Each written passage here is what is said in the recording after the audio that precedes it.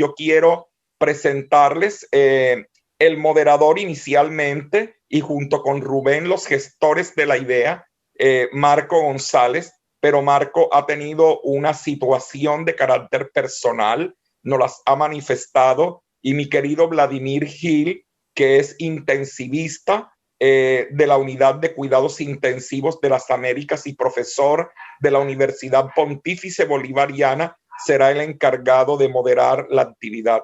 Mi querido Vladimir. Buenas noches a todos los participantes, a los expositores, doctora Cini, pues por todo esto que ha hecho por la Sociedad de Cuidados Intensivos y verdaderamente por el cuidado intensivo en Colombia ahora en el COVID. Quisiera pues agradecer a los conferencistas. Tenemos hoy 3 conferencistas, yo creo que pues hay que presentarlos con una hoja de vida supremamente importante. Yo creo que han sido personas que han estado en esta pandemia activas simplemente para la investigación y desarrollo y poder, entre comillas, sacar a esta enfermedad que a todos nos aqueja y han contribuido de una manera significativa a ayudar a que esto sea un mejor, pues tengamos algo mejor atención en los pacientes en Colombia como tal. Entonces, vamos a empezar la primera conferencia con el doctor Jaime Ordóñez. El doctor Jaime Ordóñez es médico, es PhD en epidemiología y magíster en economía de la salud, investigador senior en economía de la salud y evaluación de resultados, es profesor de evaluación de tecnologías en salud, epidemiología y evaluación del riesgo en salud, miembro de los comités editoriales de diferentes revistas como Journal en Vacunas y Journal en Farmacología y Toxicidad Clínica, entre otras. Vamos a ver la exposición de vacunas en el SARS-CoV-2, una perspectiva de la salud pública. Bienvenido, doctor Ordóñez, y pues un gusto saludarlo. Trabajamos juntos por ahí en los ventiladores y ahí vamos claro, desarrollando cosas para este país. Adelante. Muchas gracias. Permítame compartir pantalla. Muchas gracias por la invitación. Y sin más preámbulos, como dijo el dermatólogo, vamos al grano. Muy bien. Vamos a hablar entonces sobre la perspectiva desde la salud pública del tema de las vacunas. Una cosa es la perspectiva clínica y otra cosa es la salud pública. Lo primero es arrancar por el final, y es que el impacto de la vacunación anti-COVID sobre la salud pública va a depender básicamente de la velocidad con la que se alcanza la inmunidad de rebaño. Entonces, por tanto, toda mi disertación estará alrededor de estos conceptos. Así que iniciemos hablando sobre cómo medir el impacto sobre la salud pública. Hay muchas formas de medir el impacto. Podríamos medirlo en términos de casos nuevos, de tasa de ocupación en la UCI, que precisamente ahora viene subiendo nuevamente, va a comunicarse con de casos severos, prevenidos, del COVID largo que estamos viendo ahora, o de la letalidad, que es el riesgo de fallecer de los infectados, o de la mortalidad. Usualmente, en términos de salud pública, todos son importantes, pero no todos son igualmente importantes. Al final del día, lo que más nos va a pegar es la mortalidad. Y eso en salud pública lo expresamos como la esperanza de vida. Pero entonces, ¿qué es la esperanza de vida? Básicamente es el promedio de años que esperamos que viva una persona, que se calcula pues a partir de la tasa de mortalidad de la población en un año determinado. Y la esperanza de vida es muy útil porque permite comparar de forma directa sociedades, porque es un gran indicador del nivel de desarrollo económico y social de una población. Vemos que no necesariamente el dinero o el Producto Interno Bruto es lo que más habla de una sociedad. Vemos que los países con más PIB per cápita, que podrían ser los países arábigos, no necesariamente son los que tienen más esperanza de vida. Entonces, porque aparte del dinero se necesita que haya equidad y que haya un montón de tejido social. Por eso es tan importante la esperanza de vida como indicador final en salud pública. Esta ha sido la esperanza de vida de Colombia hasta 2017. Fíjense qué tan interesante la de Colombia, el azul. Fíjense qué tan interesante México es el verde. Y era más o menos similar a la de México. Y vean lo que nos pasó en la década final, mediados de los 80s y luego los 90s. Esta fue la época de gran violencia que tuvo Colombia De hecho, mi generación, incluso mi generación en el sexo masculino fue la que más afectada se vio en este momento. Pero fíjense que a pesar de toda la cantidad de violencia que tuvo Colombia en esta época tan aciaga, no disminuyó la esperanza de vida. Se aplanó o que en realidad creció muy poco, pero nunca, nunca se ha negativizado. En cambio, fíjense, México llegó hacia el 2005, nos tenía superados y luego nos empatamos y viene disminuyendo. Esto obviamente producto de esa misma violencia, desafortunadamente, del narcotráfico que tienen ahora. Y Perú ha mantenido un ritmo de crecimiento constante. Entonces, fíjense que tan interesante. Nosotros nunca hemos negativizado la esperanza de vida a pesar de momentos tan aciagos como el de los 80s y los 90s. Pero ya salió este reporte de principios de este año, donde se habla de los años de vida perdidos por COVID-19 en 81 países, y los investigadores nos señalan que se perdieron 20,5 millones de años en todo el mundo, y la tercera parte en menores de 55 años. Esto es de la mayor gravedad porque esto es población económicamente activa. Veamos el caso de la relación de los años de vida perdidos por COVID en comparación con enfermedades cardíacas. Esta raya verde que ven son las enfermedades cardíacas. El país que más perdió es Perú, le sigue México y de tercero estamos nosotros. Sigue Ecuador, Chile, Brasil, Argentina, es decir, Latinoamérica nos fue muy mal, con el agravante que nos está, podríamos empeorar todavía. Y cuando comparamos la proporción de población, Colombia precisamente un 30% son menores de 55. Fíjense que en los mayores de 75 representa más o menos un 20%. Y el 50% población entre los 55 y los 75. Eso es bien interesante porque gran parte de la población de los 55 a los 75 todavía es económicamente activa y aún con una característica más importante, es población que es experta. Pues, y vamos a dar ejemplos sencillos. El ministro de Defensa estaba en ese rango, el presidente de los sindicatos estaba en ese rango.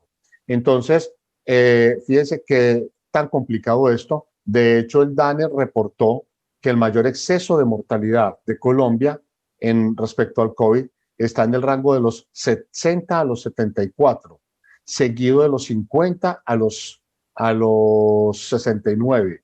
Ese exceso de mortalidad en esos rangos de edad en Colombia incluso es mayor que el de los 80 años. Usted vea qué tan importante es el tema de la esperanza de vida, porque este es un indicador bastante sensible. Estados Unidos ya reportó que tuvo una disminución de un año en la esperanza de vida, precisamente por causa de la pandemia. Pues ellos, digamos, manejan cifras mucho más rápido, mucho más actualizados que nosotros. Colombia aún no lo ha reportado, pero es claro que nuestro desempeño es bastante similar al de los Estados Unidos. Por tanto, Colombia en el año pasado fue uno de los países más impactados por la pandemia. Así que tenemos la obligación de hacer todo lo posible por no repetirlo en el 2021. Ahora, veamos cómo ha sido el tema de las muertes por COVID en Colombia entonces durante la pandemia. Según el Minisalud, el año pasado la primera muerte se registró el 23 de marzo y hasta el 31 de diciembre, en 284 días, hubo 43.200 muertes, 152 muertes diarias en promedio. En lo que va corrido de este año, llevamos 221 muertes. Aquí tengo un error, no son 76, son 77 días, porque yo actualicé esta diapositiva hace poco, pero actualicé el número del promedio, pero no actualicé aquí. Son 77 días desde que inició el año. Esto está actualizado hasta hace una hora. 18.423 muertes, 239 muertes diarias llevamos en lo corrido del año hasta hoy. Es decir, aumentó en un 57.4% las muertes diarias. Las muertes por COVID-19 del 23 de marzo, desde la primera muerte, hasta el 17 de enero, según el ministerio, fueron 48.625. Pero debemos recordar que el ministerio no es la fuente oficial de estadísticas en Colombia, es el DANE. Según el DANE son 69.662. Al final, cuando vamos a calcular tasas de mortalidad ajustadas y todo lo demás, van a ser los datos del DANE los que se van a tomar. Cuando calculemos la esperanza de vida, es con datos del DANE.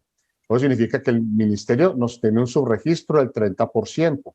Eso puede ser normal, pero es para que tengamos una idea de la magnitud de la pandemia en este momento. Es decir, si consideramos estos 69.662, más las muertes que van desde el 18 de enero hasta hoy, sin contar su registro, oficialmente tenemos casi 83.000 fallecimientos en lo corrido de la pandemia. Ahora, hay un par de conceptos que necesitamos ver entonces para ver cómo la vacunación impacta sobre la salud pública, y es la inmunidad de rebaño y el número básico de reproducción, que voy a explicarlos brevemente, porque yo creo que hablamos mucho pero a veces del tema, pero a veces no es como muy claro. La inmunidad de rebaño, aquí tenemos un esquema bien sencillo. Asumamos que los verdes son personas saludables que no se han vacunado, y los amarillos saludables vacunados, y los rojos se enfermaron porque no se habían vacunado. Cuando no hay inmunidad de rebaño, con unos pocos que se me infecten, la mayoría se me va a infectar. Pero cuando la mayoría se ha vacunado, fíjense que no todos, pero sí la mayoría, estos pocos verdes que no se han vacunado no se van a infectar, así todavía haya unos pocos vacunados. Es decir, la inmunidad de rebaño no significa que no vaya a haber enfermedad, va a seguir habiendo, pero mucho menos.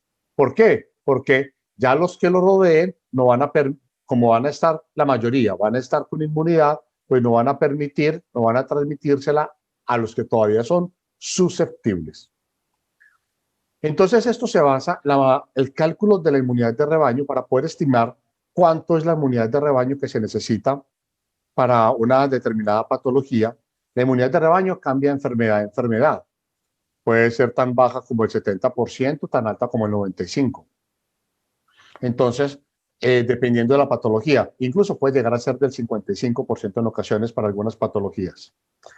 Tenemos un concepto que es el número básico de reproducción. Este es un concepto que voy a aclarar, como casi toda la epidemiología ha sido tomado de otra disciplina. Esto se tomó de la demografía. Fíjense, número básico de reproducción. Lo que pretende el número básico de reproducción en demografía es determinar cuánto va a ser la progenie en promedio de un individuo durante su esperanza de vida, y de esa forma se estima cuál va a ser el crecimiento de una población. Ese mismo concepto se trajo para el mundo de la epidemiología para poder entenderlas, para poder aplicarlo a los brotes y a las epidemias. Entonces, básicamente el número básico de reproducción, esto se lee como R nulo. Yo a veces veo que hablan de R sub 0, no, es R nulo. Entonces, el R nulo lo que mide es el número promedio de casos nuevos que un individuo puede infectar. Por tanto, entre más individuos puede infectar, vamos a ver que vamos a necesitar mayor inmunidad de rebaño. Entonces, lo ideal es que el R nulo sea inferior a 1. Es decir, que una persona infecte a menos de una persona, y entre más bajo mejor, porque significa que va a ir disminuyendo la velocidad de crecimiento de una epidemia o de una pandemia en este caso. Ahora, la pregunta es, ¿cuántos se deben vacunar para alcanzar la inmunidad de rebaño? Si el R nulo es 3 y pretendemos que disminuya a 0.9, lo primero es cómo llegar a este 3. Esto es producto de dos cosas: de tomar la información en tiempo real, pero aparte de eso hay que hacer un modelo matemático, que es algo complejo, no es objetivo de esta conferencia, pero para llegar a este 3 hay que tomar la información y desarrollar un modelo matemático. Entonces, pero ya con el 3 ya podemos calcular cuánto va a ser la inmunidad de rebaño. Si queremos que este 3 baje a 0.9, pues sencillo, 3 menos 0.9 dividido 3. Eso es 2.1 dividido 3. Por tanto, el 70% de las personas deben tener inmunidad para poder alcanzar la inmunidad de rebaño. Y este es el valor con el que se trabajó al principio de la pandemia. El problema es que esto ha venido cambiando. Tenemos entonces datos de estudios más recientes. Entonces vemos que este fue hecho en Europa y nos indican que encontraron que para Italia fue 6.32, para Francia 6.07, para Alemania 5.08. Wuhan, a finales, con estos de octubre, perdón, en octubre vuelven y toman uno, ya les da 6.47. Pero Wuhan publica este año, y esta es una revisión de lo que sucedió el año pasado en Wuhan, que ya tenían todos los datos, hicieron todos los ajustes. Y este es el R0 que les da 13.81, mucho más alto. Entonces, ¿cuánto necesitaríamos vacunar para alcanzar la inmunidad de rebaño si el R0 es 3.81?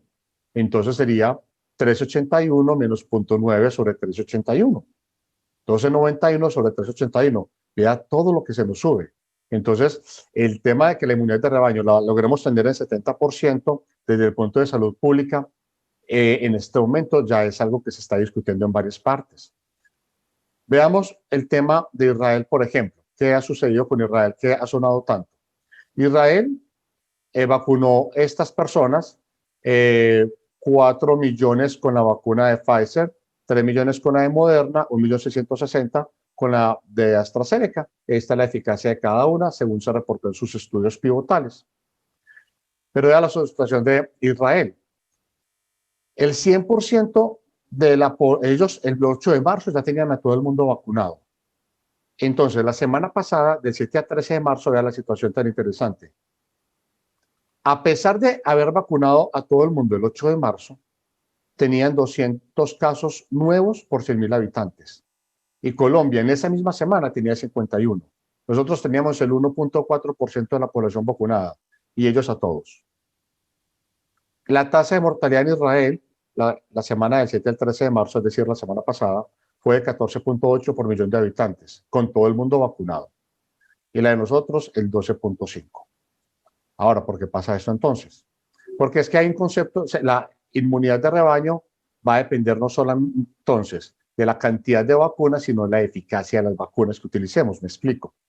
Si la eficacia de una vacuna es del 95, pues de cada 100 personas vacunadas, 95 evitarán la enfermedad sintomática.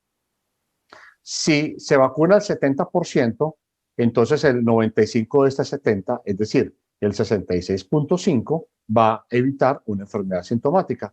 ¿Qué significa? Que en la medida que la eficacia de una vacuna sea más baja, pues habrá que vacunar más personas.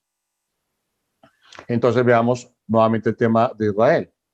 Entonces, ese es el número de personas que evitará la enfermedad dependiendo de la vacuna que utilizó. 7.6 millones de 8.660.000 vacunados. Eso nos da una eficacia con esta combinación de vacunas en esta cantidad de 88.2%. Entonces ellos tenían 100% de la población vacunada. La eficacia de las vacunas 88.2%. Por tanto, como ya todos estaban vacunados, pues la población que desarrollará inmunidad será 88.2%. Allá se les ha infectado ya el 8.8%. Por tanto, Israel ya tenía el 97%. Ellos en realidad ya comenzaron a disminuir. Esos ya tienen inmunidad de rebaño, pero no porque hayan alcanzado el 100% de la población vacunada, sino porque ya se está viendo una disminución. Pero la alcanzaron con valores muy altos. No necesariamente el 97%, pero con toda seguridad sí muy por encima del 90%. De hecho, el doctor Anthony Fauci, ese artículo lo tomé del New York Times, pero ojo, este artículo no es de la semana pasada ni del mes pasado. Este artículo fue publicado el 24 de diciembre. Y el doctor Anthony Fauci, pues se refiere a lo que viene hablando la OMS, de que la inmunidad de rebaño está alrededor del 60-70%. Pero ojo a lo que nos dice, que podría estar 75, 80, 85 y aún. Es muy duro escuchar esto, dice el doctor Fauci, pero él cree que va a estar cerca del 90%, que es similar a el del sarampión. Es importante recordar que el sarampión es lo más contagioso que jamás hayamos visto. Es decir, ya el doctor Fauci desde diciembre tenía sospechas de que este cálculo del 70% era erróneo. ¿Por qué? Porque tal y como dicen en el artículo de Wuhan, publicado el pasado mes de enero, había un subregistro, pues claro, el modelo matemático, si trae subregistro, pues obviamente me sale subvalorado. Entonces, en realidad es mucho más agresivo COVID de lo que pensábamos. Y ojo, estamos hablando de la cepa original. No estamos hablando ni de la cepa descrita en el Reino Unido, ni de la cepa descrita en Sudáfrica, ni mucho menos de la cepa o el linaje descrito en Brasil. Este es el linaje original. Entonces, con el linaje original, inmunidad de rebaño va a estar mucho más alto. Por tanto, aquí se nos viene una situación. La velocidad de vacunación es la clave entonces. Cuando miramos la vacunación en Colombia y miramos los 3 mejores días, yo creo que no es justo mirar los 29 días que llevamos, porque los primeros días obviamente hay muy poquitas. Entonces, más bien cojamos los 3 mejores días. Los 3 mejores días se aplicaron un promedio de 110.952 dosis, pero esto sigue siendo bajo. Aún manteniendo esta velocidad, terminaríamos de vacunar a todos los mayores de 16 años en octubre del 2022, lo cual es demasiado tiempo. Para poder vacunar a todos los mayores de 16 años, este año el país debe estar aplicando 218.000 dosis diarias, empezando mañana. Es decir, cada día que nos retrasemos, pues obviamente vamos a tener que aplicar más dosis cuando finalmente queramos ponernos al día. Y vemos, pues, este es el último informe del ministerio. Celebramos haber alcanzado el 1.000.000 de dosis, pero lo que es desafortunado es este dato de abajo. Ayer aplicamos 48.345. Es decir, tenemos que buscar estrategias porque en realidad estamos muy por debajo de lo que deberíamos estar aplicando para poder alcanzar el impacto que necesitamos. 3 mensajes entonces para terminar. Primero, como dije al principio, el impacto de la vacunación sobre la salud pública va a depender de la velocidad con la que se alcance la inmunidad. Esto implica entonces vacunas de alta eficacia, como acabamos de ver, que es el ejemplo que ha dado Israel, y aplicarlas lo más rápido posible. Por cada punto porcentual que tengamos de personas infectadas en el país, esto nos va a costar una cantidad muy importante de fallecimientos. Segundo, ya sabemos entonces que el año pasado fuimos uno de los países con peor desempeño en la pandemia. Disminuyó, todavía no es público, hay que esperar que saquen los resultados, pero no hay de otra, porque son una cantidad de fallecimientos con lo que no se contaba. Por tanto, la esperanza de vida por primera vez en la historia de Colombia va a disminuir en 2020. Tenemos que hacer todo el esfuerzo posible para que eso no se nos repita y nadie va a estar a salvo hasta que todos estemos a salvo. Todos los que se deben vacunar deben vacunarse. Muchísimas gracias por su atención. Bueno, muchas gracias por tan excelente conferencia. Yo creo que a veces hay datos que verdaderamente no están y que necesitamos personas que verdaderamente nos abran ese campo y nos despierten pues como todas estas cosas. Vamos con la segunda conferencia. Pues el doctor Carlos Arturo Álvarez, yo creo que tampoco requiere presentación, muy activo últimamente o siempre en esta pandemia, muy famoso. Lo hemos visto muy activo pues a partir de la Sociedad Colombiana de Infectología y en el gobierno pues con su asesoría. Él es médico cirujano e infectólogo, magíster en epidemiología clínica, doctor en ciencias biológicas, es director general de la Clínica Universitaria Colombia, Clínicas Colsanitas, profesor titular de infectología de la Universidad Nacional de Colombia y es el coordinador para los estudios de COVID-19 de la OMS en Colombia.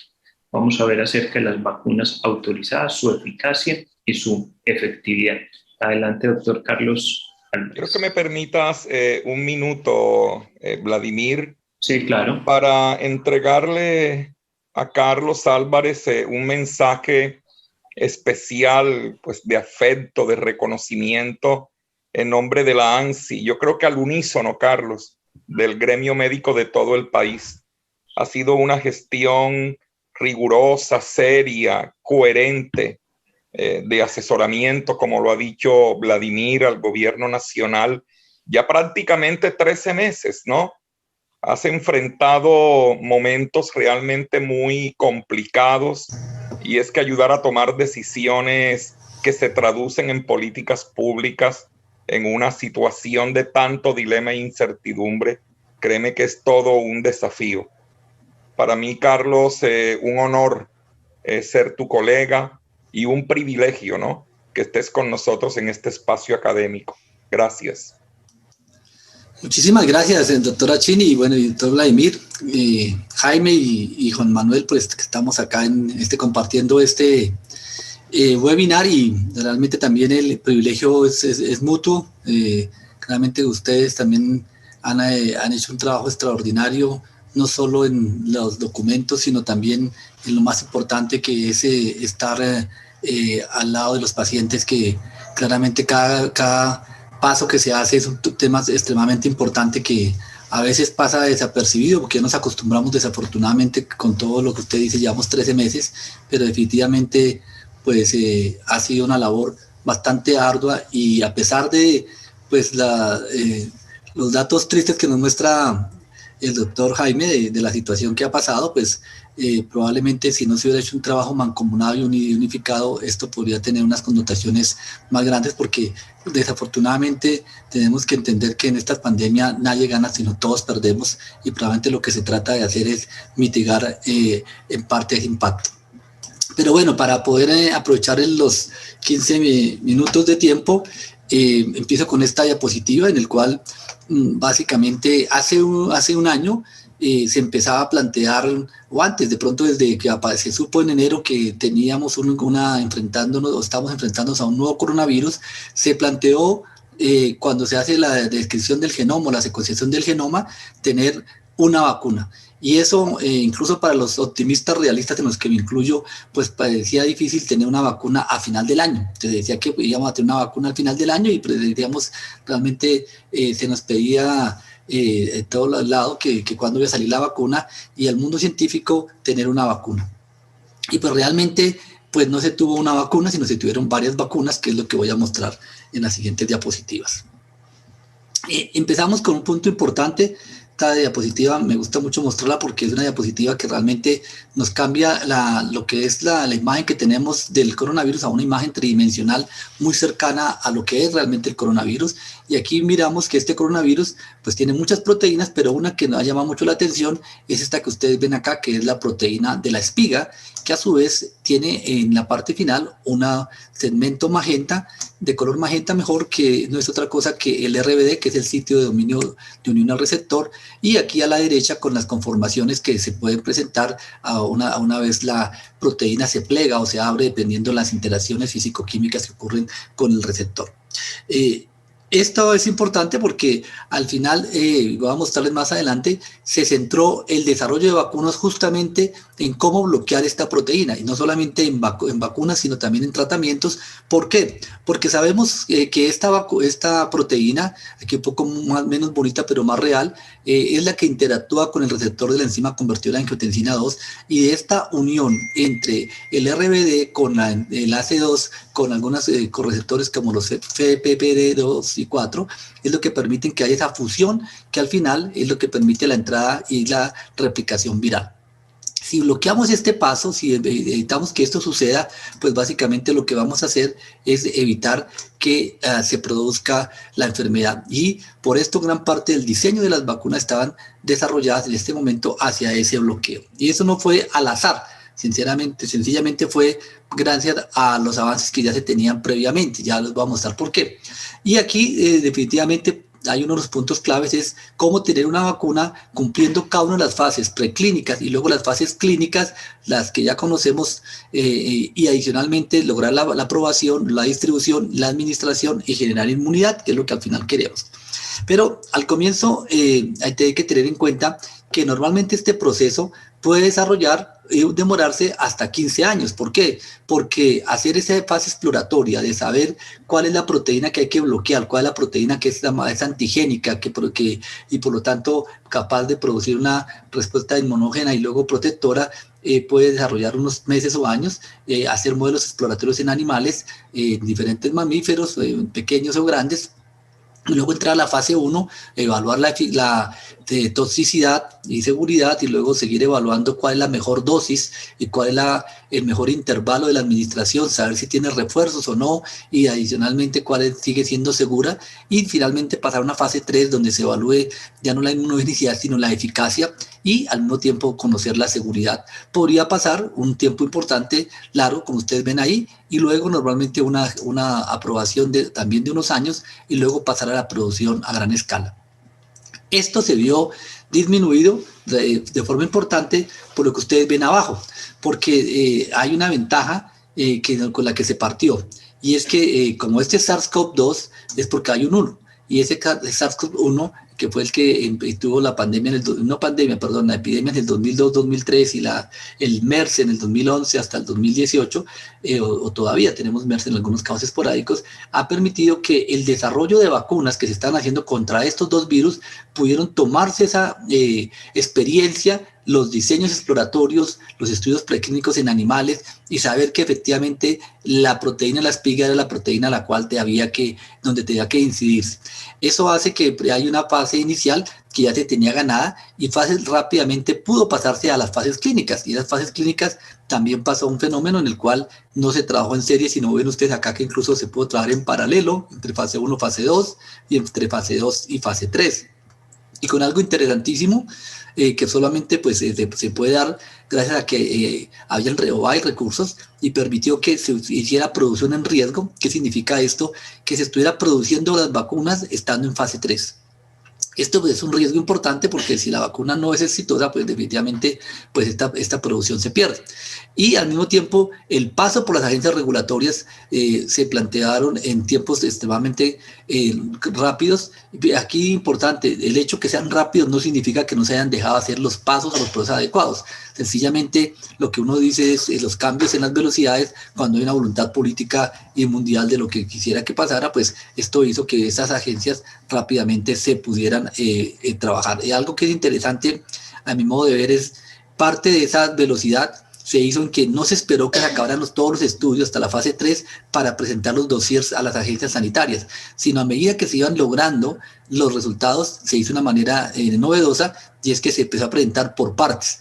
Cada vez que eran los resultados de fase 1 ya se iba haciendo la presentación a las agencias regulatorias y esto permitió que cuando sale el estudio fase 3 ya se tenía una ganancia o un avance en el tiempo del estudio de los resultados de la vacuna.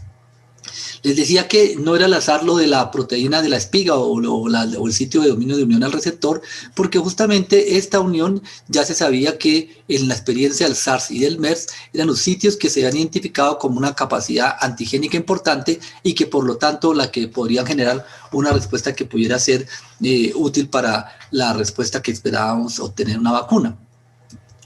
Para los que no son tan expertos, básicamente recordemos que hay una serie de plataformas de vacunas en las cuales se basan en cómo se construye la vacuna y cómo se está generando, y en el cual tenemos vacunas de virus atenuados, en el cual se someten a fuerzas o alteraciones químicas o físicas que hacen que el virus pierda algunas de sus capacidades de producir daños, de su virulencia, sin perder su capacidad de replicación, y esto es lo que llamamos estrategias de virus atenuados, que en este caso, hasta de las que están aprobadas, no tenemos esta plataforma en COVID, no significa que no se están haciendo, pero no aprobadas.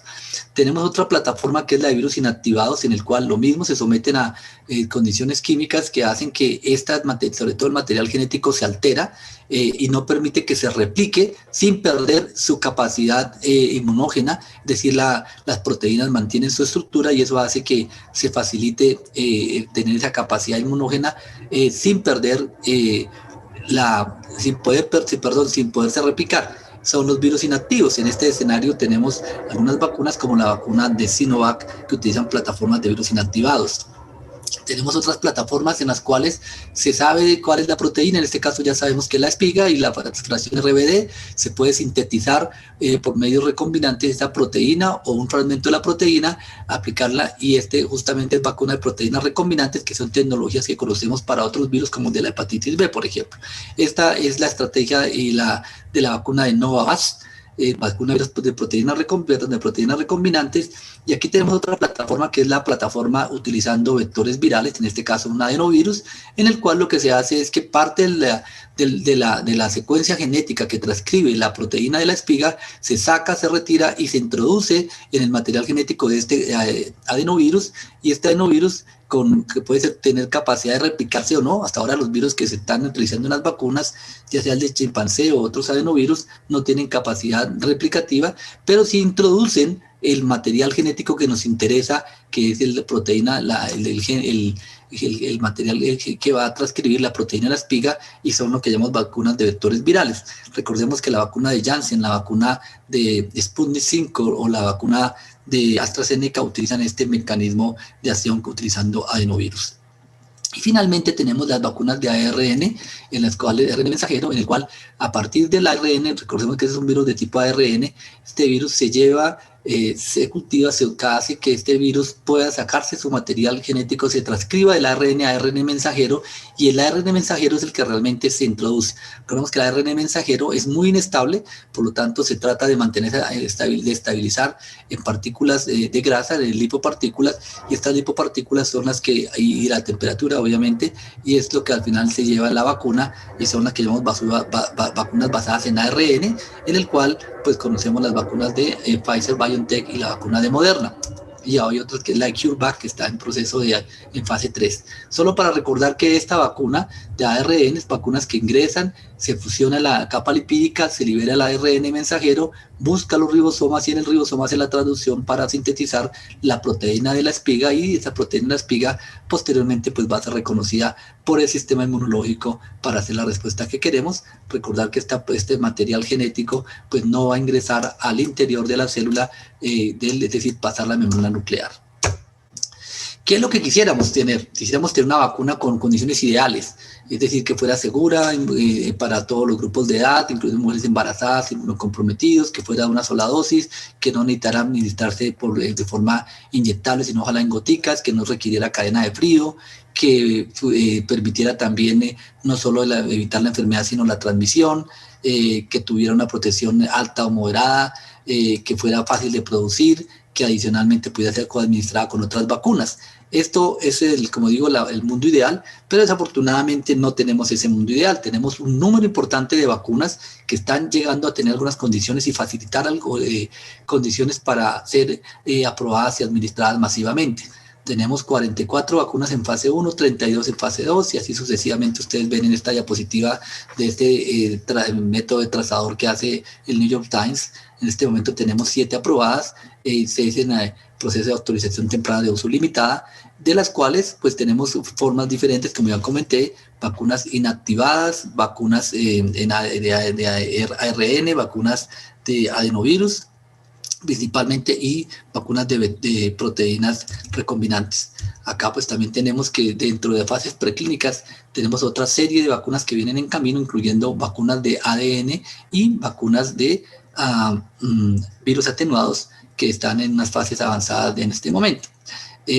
Ahora bien, de esto pues podemos decir que ya tenemos unas fases importantes aprobadas, ya creo que ya lo planteé, y de pronto ya entrando a lo objetivo de la presentación, pues esta diapositiva que hace el profesor Montoya de Stanford University pues nos resume lo que tenemos hasta ahora. Tenemos vacunas con unas efectividades, o una eficacia, perdón, de 95-94, una de Johnson con 72, vacunas de AstraZeneca con unas oscilan en un 70%, con cambios dependiendo de la dosis, un tema interesante que genera discusión, de 62 y 90%, dependiendo si era con una dosis completa o una dosis más baja.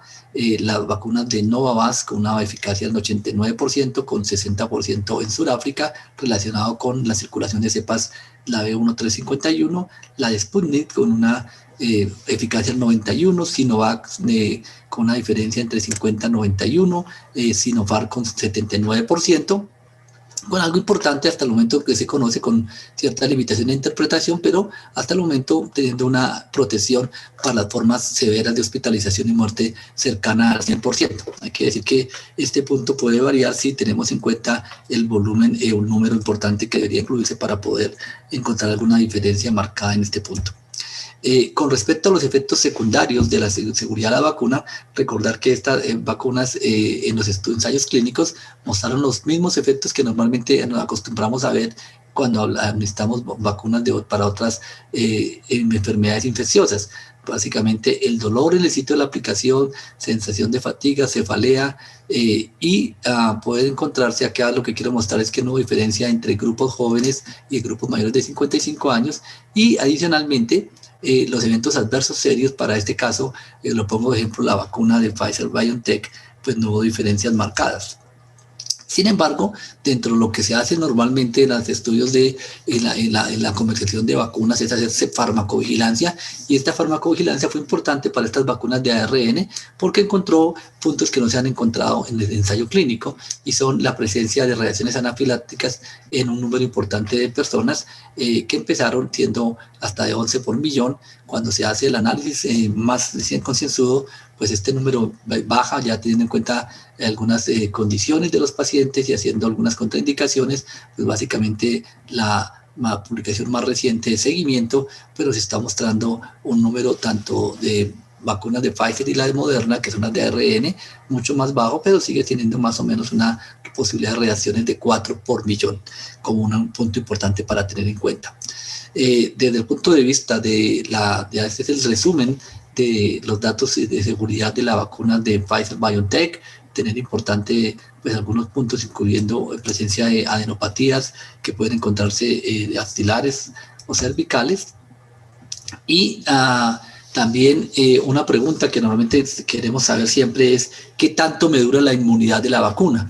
Si la vacuna realmente me va a proteger por mucho tiempo y básicamente es de los puntos que recordemos la mayoría de los estudios se hacen con seguimiento de la eficacia a casi 3 meses, probablemente este es un seguimiento ya un mes adicional que es la vacuna de ARN de Moderna en el cual muestra como 4 meses se mantiene esa inmunidad y uno podría colegir con estas curvas que se tienen que es posible que eso se mantenga por un tiempo importante. ¿Qué es un tiempo importante? No lo sabemos, puede ser 6 meses, 9 meses, un año. Hoy recientemente está una publicación de Lancet sobre la inmunidad que se mantiene en personas que se han infectado naturalmente, que puede ser un parámetro importante de qué es lo que uno esperaría con la vacuna, porque a mi modo de ver, y aquí está el profesor Anaya que puede explicarnos más en detalle, sería muy raro que una vacuna produjera más inmunidad o protegiera con mayor tiempo que la misma inmunidad natural, pero ese es un punto importante para discusión y solamente lo dejo aquí como a colación saber esta pregunta de la durabilidad de la eficacia de las vacunas. Y otro punto que pues preocupa es básicamente porque es uno de los temas que pues, sabemos que sucede con este tipo de coronavirus, es las mutaciones y más que las mutaciones, las variantes generadas por acomodación de las mutaciones y en el cual se puede volver importante las mutaciones que se han presentado justamente en la proteína de la espiga, porque sabemos que las vacunas, como he venido diciendo, están centradas sobre la proteína de la espiga y hace que estas mutaciones que se van incluyendo, se van concentrando en esta proteína, pues hemos visto que tienen impacto sobre la transmisibilidad y cada vez parece más en la vacuna en la variante B117 que también tiene impacto no solo en la transmisibilidad sino probablemente en la mortalidad. Pero desde el punto de vista de vacunas, que es que nos atañe hoy, pues sabemos que algunas de estas vacunas tienen y hacen cambios probablemente en la eficacia.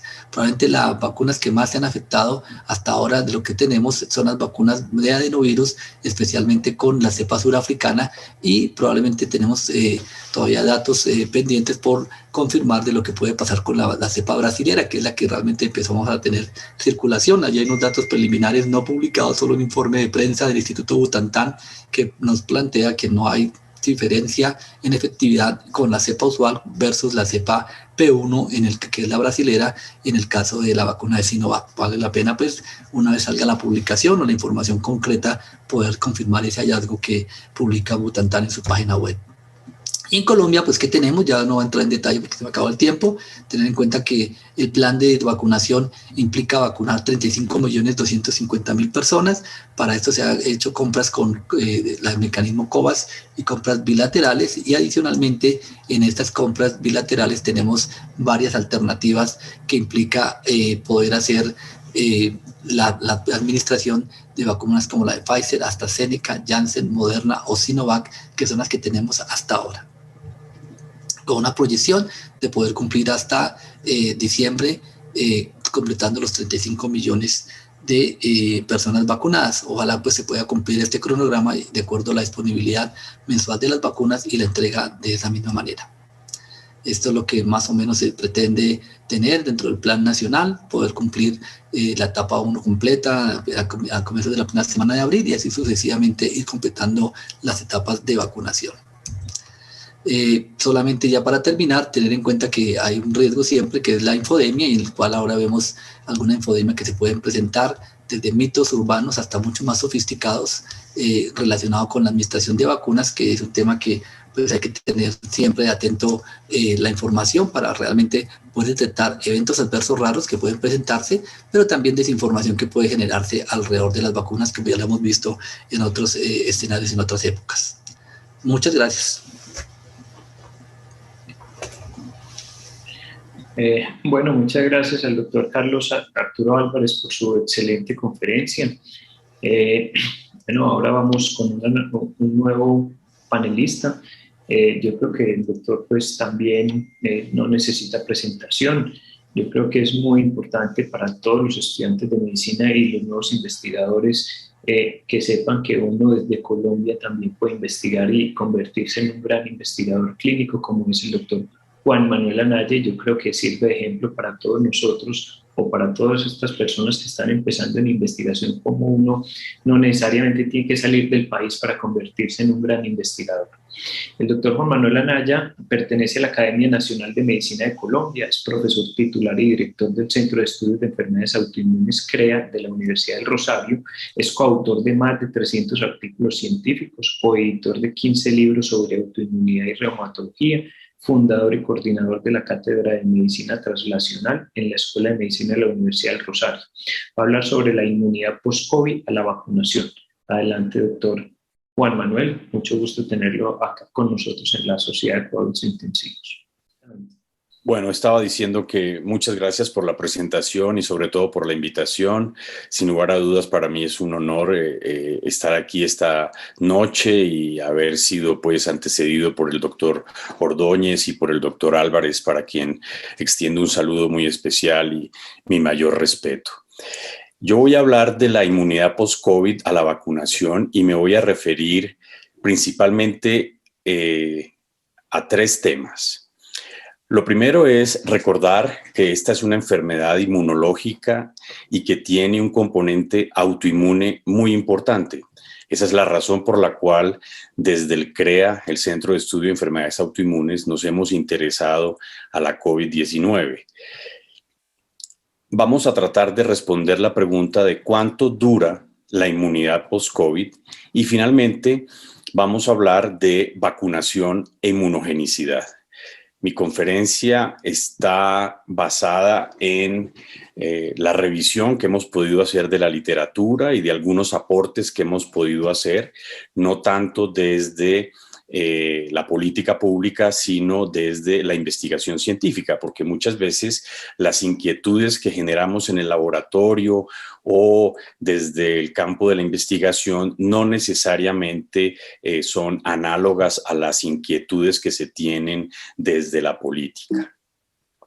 En el transcurso de estos meses de pandemia, se han publicado a la fecha más de 115,000 artículos repertoriados en PubMed. Quizás en Scopus haya mucho más y en Google Scholar mucho más, pero si vamos a la página de repertorio de artículos científicos más seria, que es PubMed, encontramos más de 115,000 artículos a la fecha. Luego, la cantidad de información que tenemos es muy abundante y, por supuesto, poderla estudiar y poderla contextualizar en todos los ámbitos de la inmunología es un reto bastante grande. No sobra mencionar, de todas maneras, como se ha dicho en múltiples escenarios, que la solución de la pandemia vendrá indiscutiblemente, y así lo han demostrado los hechos recientemente, desde la ciencia. Y es un llamado, una vez más, para que desde el gobierno nacional se le dé un apoyo y un papel mucho más protagónico a la ciencia, tecnología e innovación en nuestro país.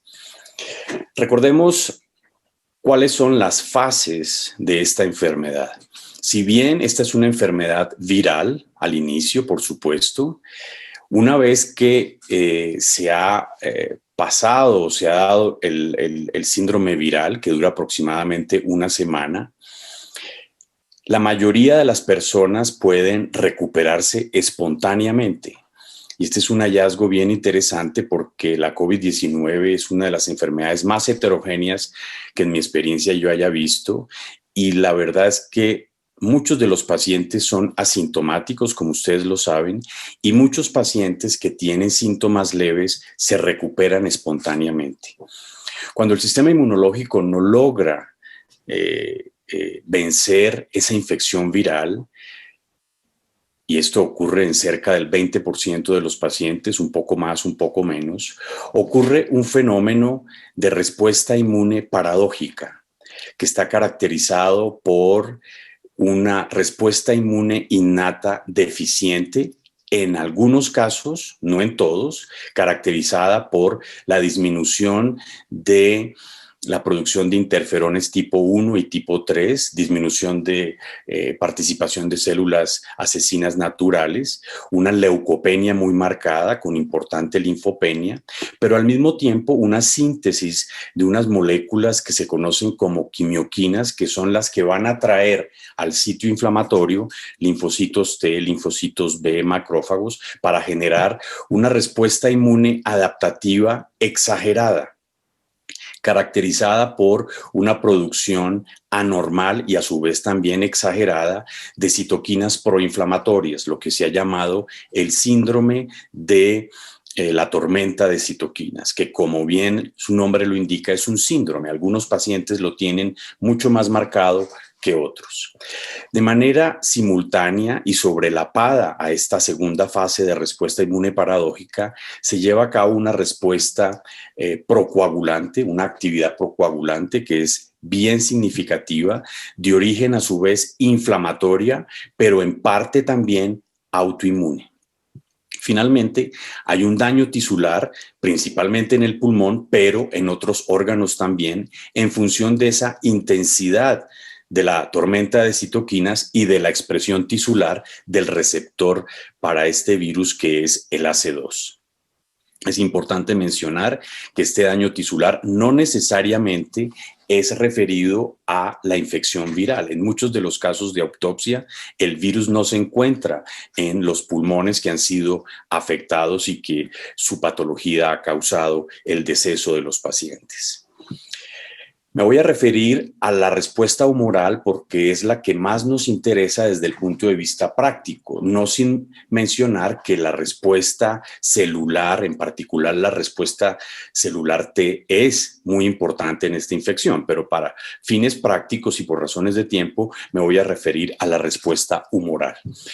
Estas son unas gráficas del artículo clásico de Ogba que mostró que la respuesta humoral, entiéndase, niveles de anticuerpos, es mucho mayor en los pacientes con síntomas severos que en pacientes con sintomatología leve.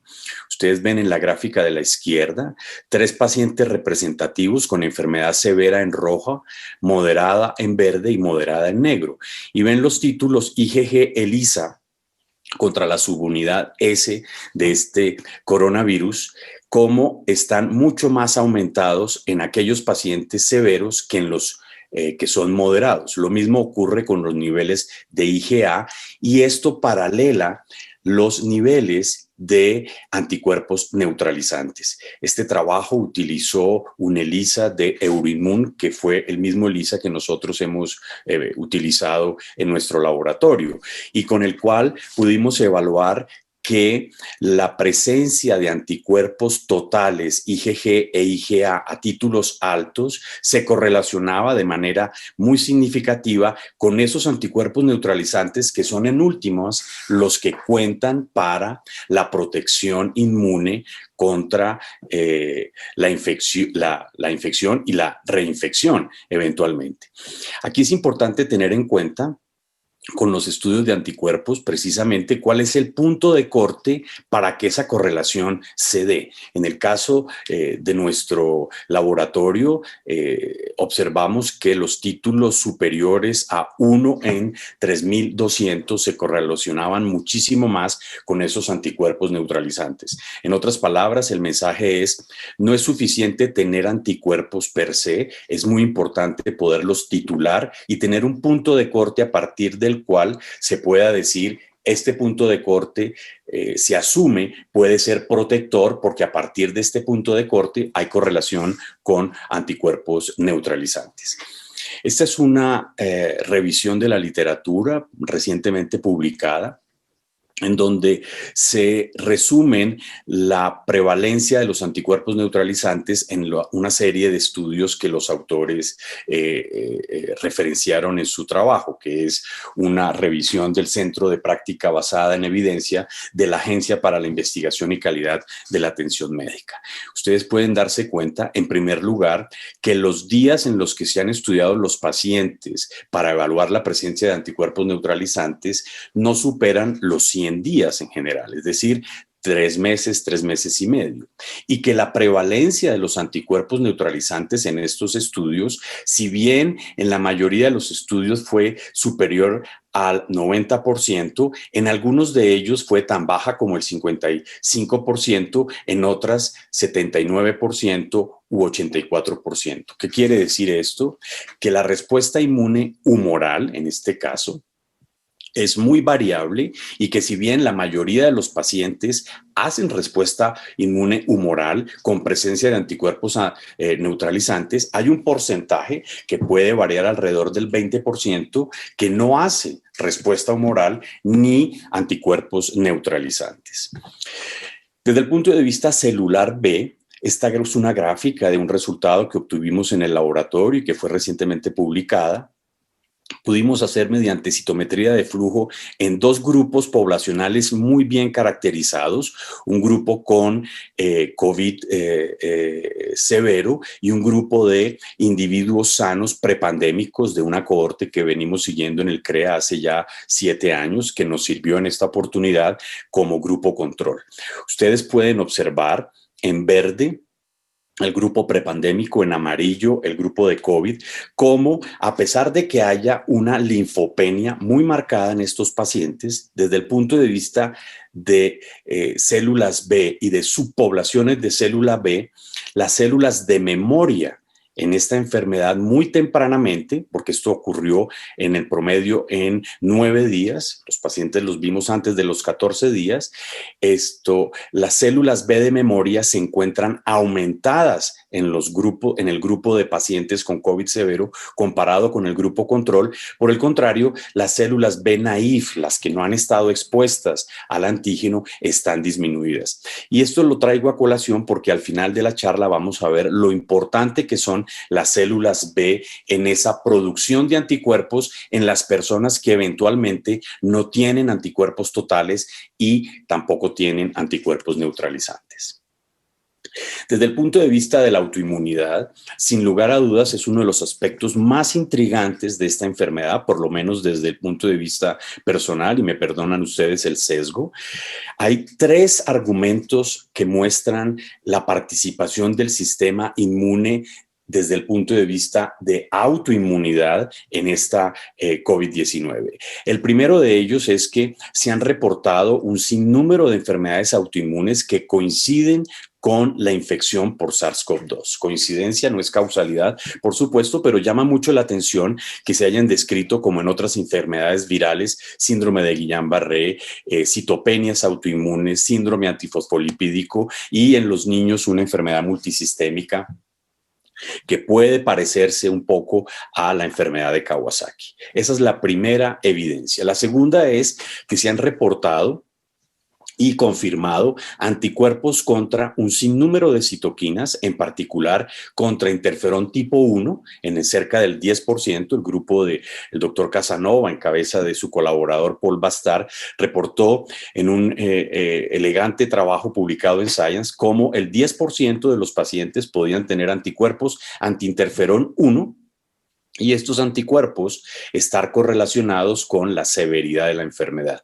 De la misma manera, el grupo de Casiola-Rosen publicó la presencia de anticuerpos anti-AC2, autoanticuerpos anti-AC2 en el 27% de sus pacientes, correlacionando esta presencia de anticuerpos con la mortalidad. Existen un sinnúmero de publicaciones que muestran cómo existe en pacientes con COVID-19 la presencia de lo que nosotros hemos definido como autoinmunidad latente, es decir, anticuerpos específicos de enfermedades autoinmunes sin tener el paciente con COVID-19 dicha enfermedad autoinmune. Estas observaciones nos hicieron ir a los sueros de los pacientes que hemos venido estudiando y en 120 pacientes hospitalizados severos con COVID-19 pudimos hacer un panel de cerca de 20 o algo más de autoanticuerpos y observamos lo siguiente. Los pacientes hospitalizados exhibieron la presencia de autoinmunidad latente reumatológica, factor reumatoide y anticuerpos anti-CCP, que son altamente específicos de artritis reumatoide, anticuerpos con autoinmunidad tiroidea y, por supuesto, encontramos también anticuerpos antifosfolipídicos. Lo interesante es que cuando hicimos un análisis de clústeres, encontramos 3 clústeres muy claramente definidos, como ustedes lo ven en esta figura. Y el tercer clúster, caracterizado por la presencia de anticuerpos antinucleares, anticuerpos anti-TPO, factor reumatoide y anticuerpos anti-beta-2-GP1 y IgM, ese clúster específico se asoció con mayor severidad y con una enfermedad crítica. De manera interesante, los títulos de anticuerpos anticardiolipina IgG se asociaron con ventilación mecánica y con mortalidad, tal como algunos estudios previos lo habían mostrado. Luego, sin lugar a dudas, la autoinmunidad es uno de los fenómenos más intrigantes de la COVID-19 y que nos exige hacer seguimiento a estos pacientes para saber si esta inmunidad latente termina siendo autoinmunidad clínicamente manifiesta. Veamos ahora cuánto dura la inmunidad post-COVID. Este es un clásico artículo de Dan y Mateus, que compartieron la primera autoría. Menciono al doctor José Mateus porque es uno de los inmunólogos colombianos más prestigiosos que trabaja en COVID en Estados Unidos en este momento. Ellos pudieron evaluar 188 pacientes, de los cuales obtuvieron 254 muestras, de las cuales 43 pudieron ser evaluadas durante 6 meses después de la infección, y observaron que la respuesta IgG contra proteína S fue relativamente estable durante más de 6 meses. Ustedes lo ven en esta gráfica superior derecha, a pesar de que al cabo de los 60 y punta de días hubo una disminución en el título de ese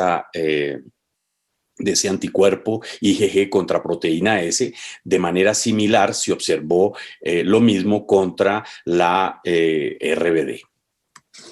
Las células B de memoria específicas de proteína S, por el contrario, estuvieron no tan aumentadas al principio de la enfermedad. Aumentaron progresivamente hasta cuando alcanzaron un plató y se mantuvieron estables, como lo muestra esta figura, al cabo de los 6 meses. Hubo una observación con respecto a la población celular T. Los linfocitos TCD4 y los linfocitos TCD8 disminuyeron con una vida media entre 3 y 5 meses. Y otra cosa interesante es que desde el punto de vista de los diferentes compartimentos inmunológicos que estudiaron, por supuesto que observaron que había una cinética diferente. Muy recientemente, este artículo fue de cierta manera replicado por el grupo de Michael Nusenwijk, que publicó en la revista Nature este artículo tan bonito después de 6 meses de seguimiento de pacientes, en donde observó que había una disminución al cabo de 6 meses y punta de los niveles de anticuerpos anti-RBD, tanto IgM como IgG e IgA, así como la proteína de la nucleocápside. Como ustedes pueden darse cuenta, hubo una disminución y esa disminución fue significativa.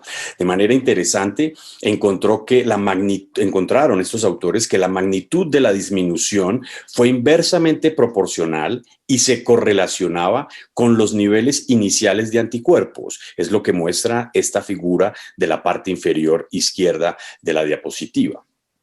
Sin embargo, y de manera muy interesante, a pesar de que los títulos de anticuerpos IgG contra RBD disminuyeron significativamente a lo largo del estudio, 6.2 meses, el número de células B de memoria específicas de RBD no se modificó y estas mostraron un recambio clonal después de 6.2 meses, y los anticuerpos que expresaban estas células tuvieron una mayor hipermutación somática, lo que indica una evolución continua de la respuesta humoral, lo que está ilustrado en la parte derecha inferior de la diapositiva. Ustedes ven que hay una diferencia significativa mayor al final del estudio en células B de memoria. Y eso es interesante tenerlo en cuenta porque no necesariamente quien no tenga respuesta humoral no quiere decir que no tenga respuesta inmune de memoria. ¿Qué pasa con estas células? Cuando estas células son de nuevo retadas, producen inmediatamente señales de síntesis de anticuerpos. Luego, es algo que hay que tener en cuenta desde el punto de vista de la inmunología. Ahora bien, hay estudios desde el punto de vista clínico que han mostrado que la inmunidad natural puede proteger contra reinfección por periodos prolongados de tiempo. Este es un trabajo que se hizo en Escocia en trabajadores de la salud y la asistencia social, en donde midieron anticuerpos totales contra SARS-CoV-2 mediante el método de quimioluminiscencia de Siemens, que entre otras es una técnica que se utiliza bastante en Colombia, y evaluaron 2.063 trabajadores de la salud,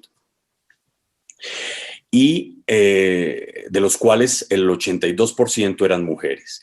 De manera interesante, comprobaron, como lo han mostrado otros estudios, que los trabajadores de la salud tenían una mayor seroprevalencia que los controles, lo que indica que están mucho más expuestos a la infección por coronavirus, 3 veces más que la población control. De manera bien interesante, encontraron una muy baja reinfección en aquellos que tenían anticuerpos positivos comparados con aquellos que tenían anticuerpos negativos. Y eso les permitió establecer esta curva de sobrevida en donde se muestra cómo el tener anticuerpos contra SARS-CoV-2 al inicio es protector contra la reinfección durante el seguimiento del estudio. Como ustedes lo pueden ver acá, este es en la eje vertical las nuevas infecciones y en el eje horizontal los días de seguimiento, y aquellos que tienen anticuerpos positivos tienen de manera significativa mucho menor nuevas infecciones que aquellos que,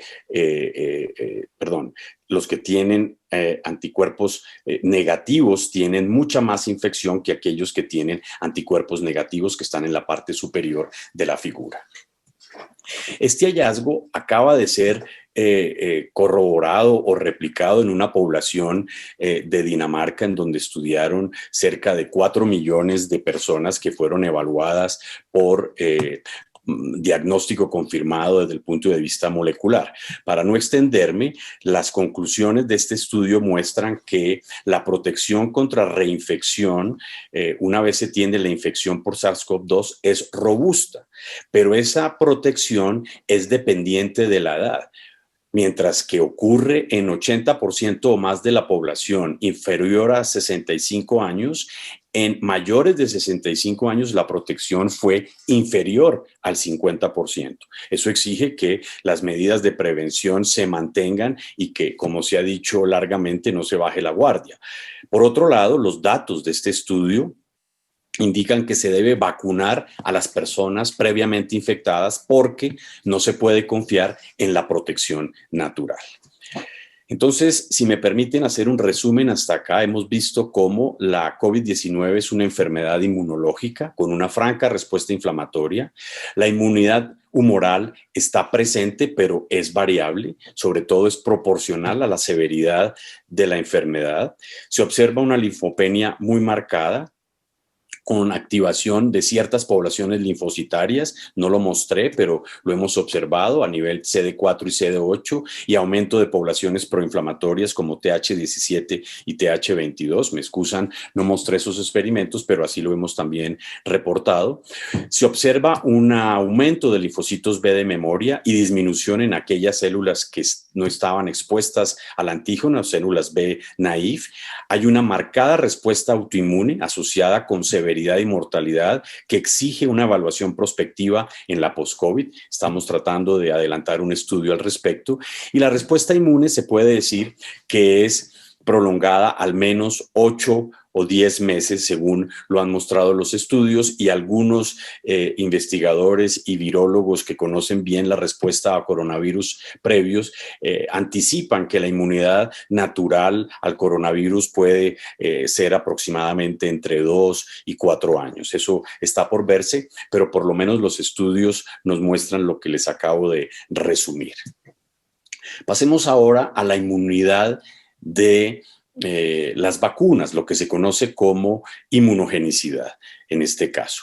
Esta es una tabla que muestra las principales vacunas contra COVID-19 que tenemos o que van a llegar a Colombia, y traigo esta tabla a colación simplemente para recordarles que todas, excepto la vacuna de Janssen, están estudiadas o fueron estudiadas utilizando 2 dosis. Esto de 2 dosis tiene que ver con el refuerzo y la respuesta inmune humoral secundaria, que como ustedes saben ayuda a que el nivel de anticuerpos no solamente sea mayor, sino que ese nivel de anticuerpos y la respuesta de memoria B también sea mucho más prolongada. Luego, la mayoría de los esquemas han utilizado 2 dosis. ¿Qué hace que la inmunogenicidad, entendida como la capacidad que tiene un antígeno de activar el sistema inmune e inducir una respuesta inmune, en este caso la respuesta inmune de las vacunas, qué hace que la inmunogenicidad pueda variar? Los principales factores que influyen en la heterogeneidad observada en la inmunogenicidad de las vacunas son el sexo, la edad, la comorbilidad, en particular obesidad, el estado del sistema inmunológico y, muy importante, las características genéticas de la población, que tienen que ver con la heredabilidad, es decir, la varianza del fenotipo que es atribuida a la varianza del genotipo. Lo que está en nuestros genes se refleja en lo que somos desde el punto de vista fisiológico o patológico. Así pues, ustedes saben que recientemente un grupo italiano mostró que la inmunogenicidad de las vacunas, por lo menos ARN mensajero, dependían del índice de masa corporal y del género. Mostraron que las mujeres, las personas con peso normal y los jóvenes tenían una mayor capacidad para generar respuesta inmune humoral en comparación con los hombres, aquellos que tienen sobrepeso y que tenían mayor edad. Luego es un dato para tener en cuenta. Estos resultados fueron comentados por quienes han hecho los estudios clínicos, en particular de la vacuna de Pfizer, quienes en los estudios de fase 3 no encontraron estos mismos hallazgos, quizás por la selección de pacientes, pero son resultados de todas maneras para tener en cuenta. El equipo de AstraZeneca hizo este elegantísimo estudio en donde mostró que un intervalo de dosis de 3 meses de su vacuna puede tener ventajas sobre un programa con un intervalo de dosis corto. Y esto es bien importante tenerlo en cuenta porque con la vacuna de ARN mensajero se ha mostrado algo similar. No necesariamente el 21 días tiene que ser tan estricto. Algunos investigadores han señalado que tener una segunda dosis un poquito después podría ser hasta mucho mejor para esa memoria inmunológica. Lo cierto es que mientras no se tengan este tipo de estudios, pues tomar decisiones de política pública puede ser un poco difícil, por lo menos. De hecho, una de las inquietudes que se generó recientemente era si una sola dosis de vacuna, por lo menos de ARN mensajero, sería suficiente para quienes habían tenido COVID-19.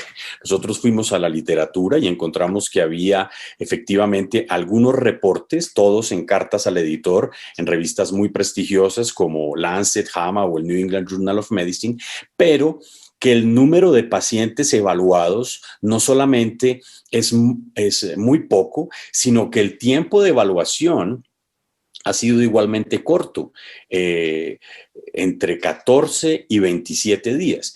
Y una vez que unificamos las medias de las unidades que reportaban los estudios, porque cada estudio reporta en unidades distintas, hicimos este metaanálisis y observamos en resumen que Quienes se vacunan con una sola dosis de vacuna ARN mensajero tienen un incremento de 1.65 desviaciones estándar más de anticuerpos entre 14 y 27 días. Ese es el resultado del metanálisis, lo que sugiere que una sola dosis podría ser suficiente. Sin embargo, como lo menciono, el tiempo de seguimiento ha sido muy corto y el número de pacientes ha sido realmente poco. ¿Qué hay de la discusión de los cambios de posología o de regímenes de vacunación? Este es un artículo publicado en Science en donde los autores señalan que si la inmunidad adquirida con una sola dosis es débil, el resultado podría ser pesimista. Una estrategia de vacuna con un periodo entre dosis muy largo podría conducir a beneficios marginales desde el punto de vista económico a corto plazo, a costo de una mayor carga de infección a largo plazo y, por lo tanto, un mayor potencial para la evolución viral. Nosotros desde el CREA hemos propuesto que se haga un estudio piloto, que podamos saber cuál es el comportamiento de la inmunología de esta enfermedad frente al panorama creciente de contagios con restricciones financieras y logísticas para el acceso oportuno de las vacunas disponibles. Sabemos que vamos a estar vacunados, pero no todos vamos a estar vacunados al mismo tiempo. Desde ese punto de vista, la pregunta que nos hemos hecho es si valdría la pena evaluar la inmunidad individual para la optimización y priorización de la vacunación. De hecho, este trabajo que está publicado en la revista de Medicina de la Academia Nacional de Medicina tiene detrás un estudio de economía de la salud que muestra que realmente es costo efectivo. Si tal fuese el escenario, la implementación de una prueba piloto podría realizarse para la escogencia no solamente de la priorización de las vacunas, sino también para el estudio de la inmunogenicidad de las mismas. Desde el punto de vista de política pública tenemos que saber cuál de todas estas vacunas genera mejor inmunogenicidad en nuestra población.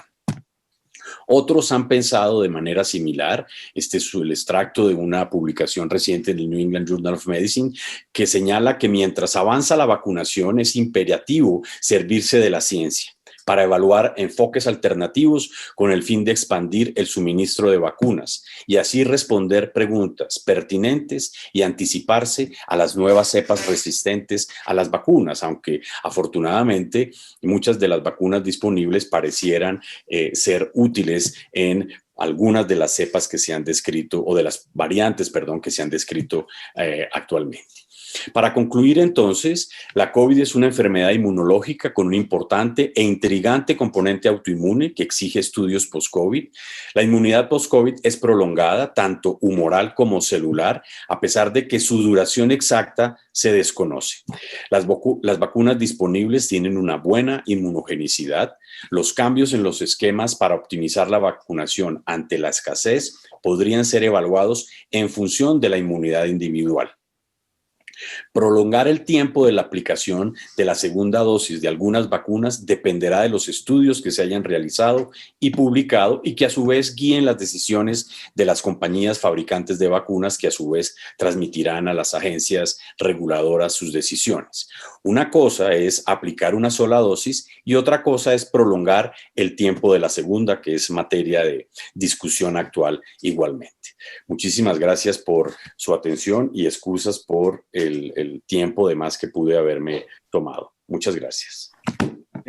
Bueno, muchas gracias a los tres panelistas.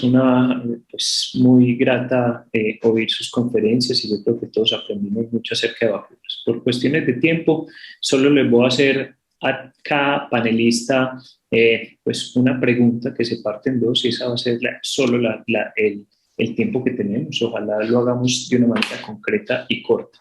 La voy a plantear. La pregunta para los tres es la siguiente. Conociendo cómo llevamos actualmente la pandemia en Colombia y en relación a la vacuna, cada uno en su especialidad, la pregunta sería ya hemos aprendido del pasado, pero ¿qué nos depara el futuro? Es decir, ¿qué debemos cambiar para que esta situación sea cada vez mucho mejor para Colombia? Esa es la pregunta a todos tres. Y la pregunta en particular a cada uno es, el doctor Ordóñez, desde el punto de vista epidemiológico, pues la epidemiología pasada en cierta forma ayuda a predecir el futuro. ¿Qué futuro le ve a Colombia en cuanto a si va a haber un nuevo pico, no va a haber un nuevo pico en las vacunas? Para el doctor Álvarez la pregunta sería, ustedes saben que ya el doctor Anaya habló sobre una sola dosis, y una sola dosis se recomienda en general para los pacientes que ya tuvieron COVID, pero para los pacientes mayores de 60 años, por el riesgo, pues recomiendan aplicar la segunda dosis. Los trabajadores de la salud están muy inquietos. La pregunta es, ellos que son una población de riesgo, si verdaderamente en esa población de muy alto riesgo de contagio, que son los trabajadores de la salud, usted les podría dar una parte de tranquilidad que con una sola dosis es suficiente a los trabajadores de la salud. Y por último, para el doctor Anaya, la pregunta sería si esa autoinmunidad que puede generar el virus como tal y cierto tipo de enfermedades relacionadas con autoinmunidad, las vacunas también nos pueden deparar esa autoinmunidad y la generación de enfermedades relacionadas con la vacuna. Si quiere, empezamos con el doctor Ordóñez en orden de la exposición. Una cosita, perdón, Vladimir, y de pronto para Carlos, hay vacuna a la carta, es decir, o tenemos que individualizar o definitivamente la que esté es la que tiene que asumir. ¿Y esa pregunta para quién es? Para Carlos. Ah, bueno. Bueno, me queda el tiempo para pensarla mientras Jaime interviene. No, ni tanto, la respuesta mía es cortica. Muy bien, entonces, Vladimir, pues la primera que necesitamos en este momento, aumentar la velocidad, no hay ninguna duda. Es un hecho, estamos lentos, hay que aumentar la velocidad, no podemos estar con 40.000 vacunas diarias, a punta de 40.000 vacunas diarias, no le exagero, terminaríamos en el 2024, sin exagerar, se nos va a más de 30, se nos va a 36 meses, no podemos darnos ese lujo. ¿Qué hay que hacer? Aumentar la velocidad. Vladimir, me disculpas el exceso de Alzheimer. ¿Cuál fue la segunda pregunta? Vladimir, estás en mute. Vladimir. Ya, listo. Conociendo que conoces la epidemiología muy de detalle y conozco tus informes que has venido sacando durante todo este tiempo, ¿qué le depara a Colombia en términos de qué va a pasar de aquí en adelante? ¿Cuál es la posibilidad de tercer, cuarto, quinto pico? ¿A qué tenemos que estar preparados? Entonces, tercer pico sí va a haber. La pregunta, ¿cuándo? Entonces, la pregunta no es si va a haber tercer pico, la pregunta es ¿cuándo lo va a haber? La Universidad de Washington uno entra al sitio de la Universidad de Washington, ellos tienen unos pronósticos por país, ellos lo calculan para junio o julio. Si uno utilizara la lógica de comportamiento de la población, uno podría decir que 2 semanas después de Semana Santa, bajo el supuesto que la gente otra vez en Semana Santa, tal y como sucedió en diciembre, se va a descuidar, va a pasear y va a pasar todo. Pero desafortunadamente, creo que ya lo empezamos. Hace 9 días teníamos 78 muertes, hoy ya tenemos 138. En este momento ustedes como intensivistas saben mejor que yo que ya las UCIs, la de Santa Marta ya está con más del 80%. Hoy Barranquilla, Medellín, Cali están entre el 69 y el 77 hoy. Ya vemos la subida de casos nuevos. Me preocupa mucho que este fin de semana se reportó en Bogotá la primera muerte por el linaje P1, pero lo que me preocupa no es que haya habido la primera muerte en Bogotá, lo que me preocupa es que esa muerte fue el 28 de enero y apenas se reportó ahora. Entonces, no sé si fue que se demoraron 6 semanas corriendo la secuencia genómica o se demoraron 6 semanas por algún problema administrativo en hacer el reporte. Porque si nos estamos tardando 6, Colombia hace poquitas pruebas, hace unas 38 diarias. Y si nos demoramos 6 semanas en reportarlas, pues solamente sabremos si esto que ya estamos observando en este momento, vamos a saber la realidad de estos linajes a finales de abril. No podemos darnos ese lujo. Entonces, yo creería que ya está empezando. Si es el linaje P1, no sé, porque necesitamos, ya existe, pero no es dominante, eso es claro. Pero mi temor profundo es que esto que estamos empezando a ver esta semana ya es la cuota inicial del tercer pico. Muchas gracias, doctor. El lunes y el miércoles en visita de auditoría internacional perdóname, por Ensemble 2. Sí, Y pues obviamente estuve muy concentrado en el tema. Y ahora acabo de escribir, pues desde las 7 de la noche, a la red de intensivistas. Barranquilla, en 7 instituciones de las más importantes, reflejan 100% de ocupación. 100%. Caribe, Porto Azul, podemos citarlas. El hospital donde yo laboro, que tengo 2 UCIs, ya estaba 100%. Tanto la UCI COVID como la no COVID, con 3 o 4 pacientes intubados en urgencia. Entonces, porque Pico no es Colombia, Pico son regiones. claro, claro, claro. Sí es heterogéneo, pero claro, al final del día uno ve todo el país, pero claro, es heterogéneo. De hecho, fíjense que Bogotá en este momento no está tan afectado como Barranquilla, Medellín, Cali y Santa Marta. Correcto, correcto. Que es heterogéneo, pero a nivel país sí es un pico. Está empezando la cuota inicial, ya empezamos a subir la montaña. Bueno, para el doctor Albert le resumo, ¿qué deberíamos cambiar para cambiar el rumbo de todo este problema? Y segundo, para los trabajadores de la salud que son de alto riesgo, si una sola dosis, como se adoptó actualmente por el gobierno nacional, es suficiente o pueden estar tranquilos. Bueno, yo creo que si el punto clave es todavía sigue siendo el comportamiento la principal variable para infección. Me preocupa también que en gran parte del territorio empezó a llover y ese es un tema que no se nos debe olvidar, que en época de lluvias aumenta la transmisión de virus respiratorios, y aclaro que no es porque el agua transmita el virus, sino porque justamente permite los contactos estrechos entre las personas, y eso hace que normalmente nuestros picos respiratorios están asociados a época de lluvia, o sea que es una variable en contra. Estoy de acuerdo con lo del cambio de comportamiento para Semana Santa, y no solo para Semana Santa, es decir, también vemos cómo muchas de las cosas que se están haciendo en teletrabajo y otras condiciones de bioseguridad, pues cada vez se empieza a relajar con la connotación humana, en que empieza a haber menos personas fallecidas, y entonces pensamos que ya no hay el virus. Y también con la misma connotación del comportamiento, en que si ya hay vacuna, pensar que la vacuna es un antídoto y que si me vacuno ya definitivamente ya tengo que quitarme el tapabocas.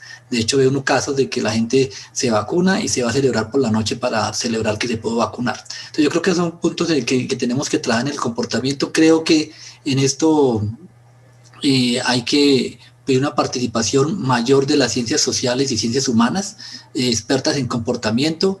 Eso no solamente digamos que nosotros nos quedamos cortos desde el punto de vista biológico, porque el comportamiento implica muchas más cosas, y me parece que hay que trabajar medidas de cambios de comportamiento que permitan que no esperemos a que ocurra, y es posible que pase lo que dice Jaime, que en Semana Santa veamos 15 días después el incremento de casos, porque lo vimos en diciembre. Ojalá que pudiéramos poder intervenir para que eso no sucediera. Y obviamente tampoco digo que es solamente algo de la cultura colombiana o que habita en una región particular. Creo que parte de lo que estamos viendo también es reflejo de lo que pudo haber pasado con fiestas de carnaval, a pesar de que no se hizo carnaval, se hizo carnavales virtuales, pero lo que vimos en varias regiones del país es que los carnavales virtuales, ustedes, todo doctora Chini, que está en Barranquilla, me corrige si digo una cosa que no es, pero lo que se hizo no es que carnavales virtuales, se hizo reuniones familiares en casas de familia, en vez de salir. Incluso puede ser hasta más riesgo, porque la gente terminaba haciendo reuniones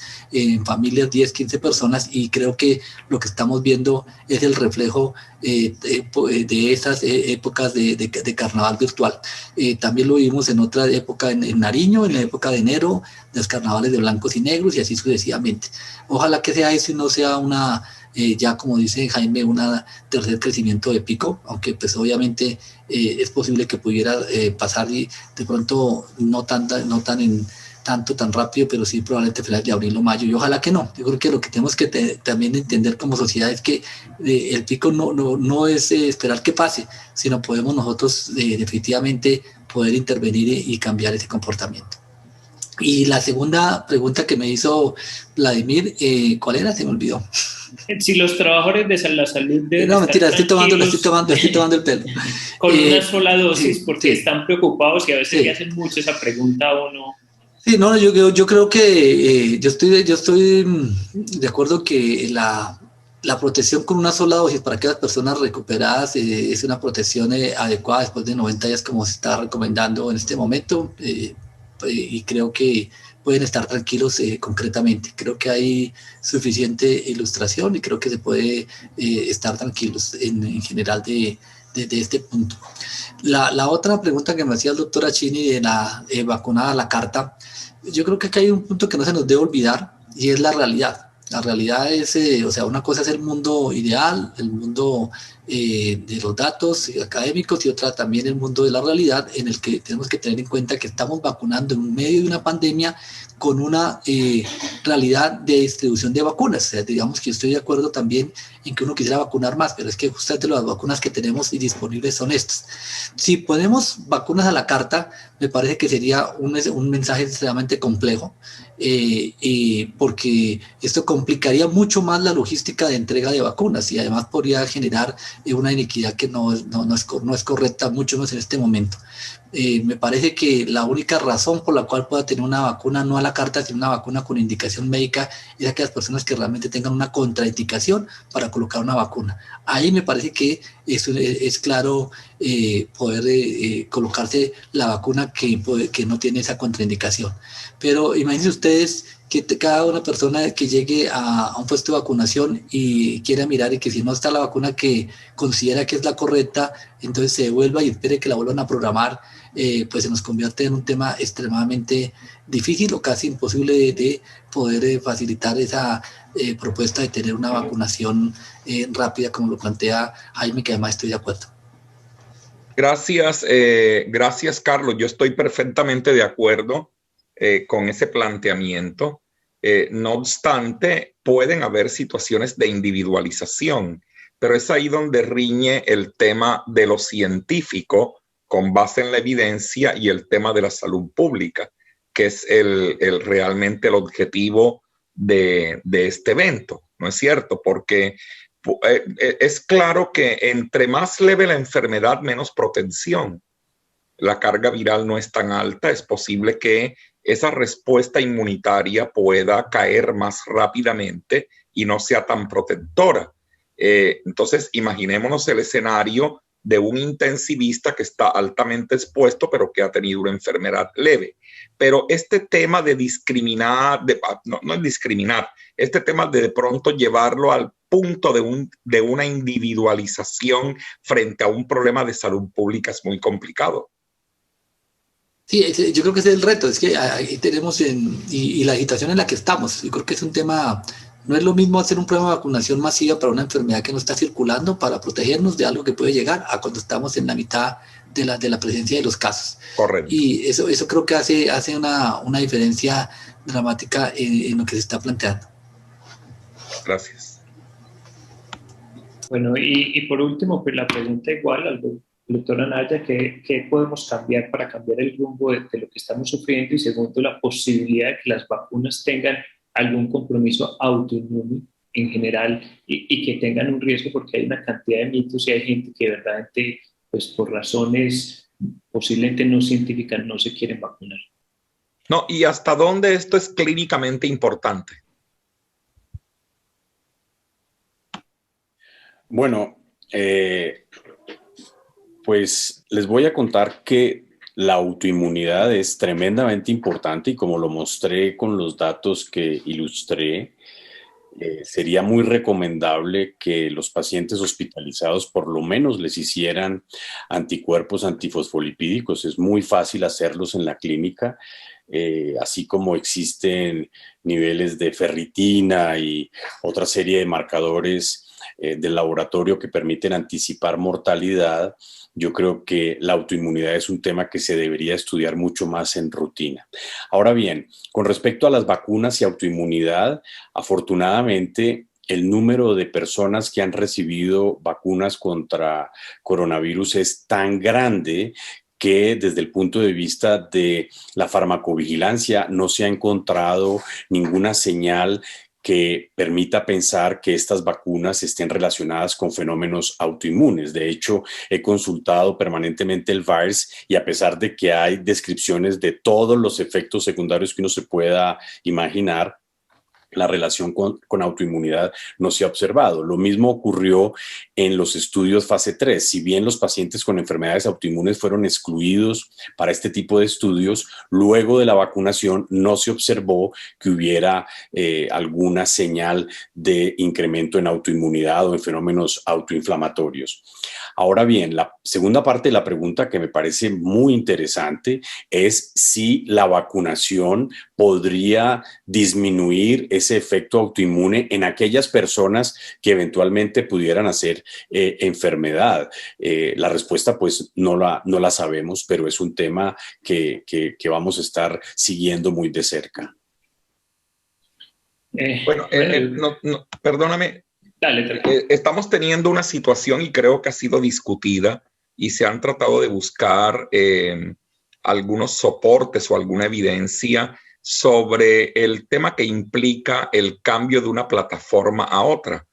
Bien sabe Carlos que se van a estar viendo los ciegos y muchas personas también van a estar aplicándose tras una vacuna otra, ¿no? Esto es un tema que puede ser bueno frente a las variantes que hay. Esto es un tema que puede ser contraproducente. Es algo que es un enigma en este momento. ¿Qué opina, Carlos? Pues entramos al terreno especulativo.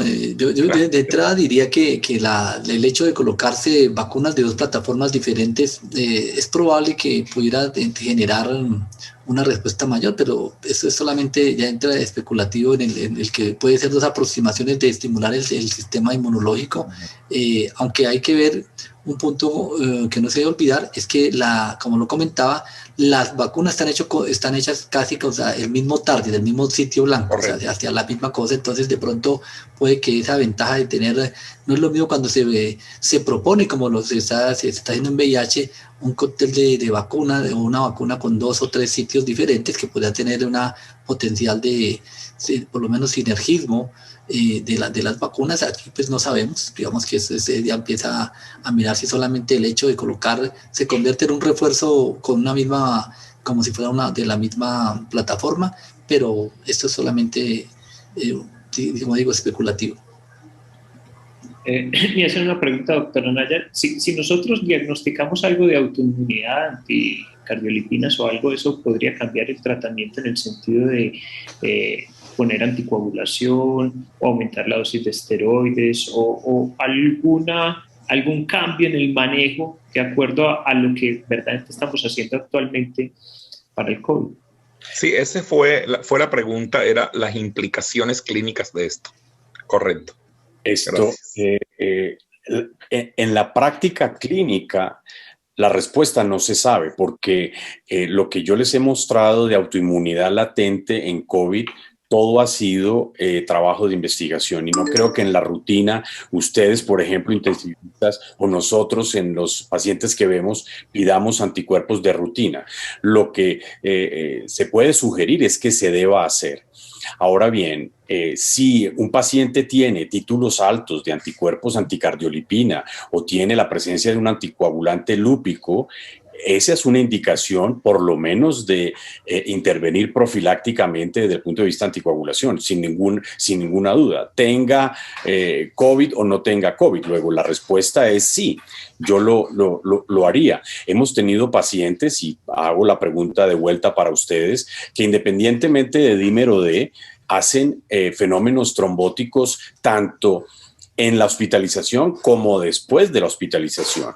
Tenemos una serie de pacientes con TEP tardío, 15 días, un mes después de haber sido dado de alta, en donde la causa no la encontramos tan evidentemente y por supuesto que está relacionado con el COVID, pero el mecanismo lo desconocemos. ¿Que podría ser por autoinmunidad antifosfolipídica? Probablemente. Eso hay que investigarlo y por eso el interés de poderlo hacer rutinariamente. No es muy costoso y podría ser costo efectivo. El tiempo que transcurra entre el conocimiento que acabamos de compartir y la práctica clínica puede ser bastante. ¿Por qué no adelantarnos un poquito?